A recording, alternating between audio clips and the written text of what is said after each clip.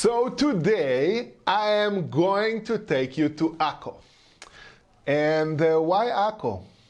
Akko in my eyes is one of the most interesting cities in the Holy Land. In the entire state of Israel, Akko is probably the most diverse and have unbelievable stories. Really walking in the streets and the alleys, visiting the port, trying the special food, getting to know the local people, understand how Jews, Christians, Muslims are really finding this city to be their home.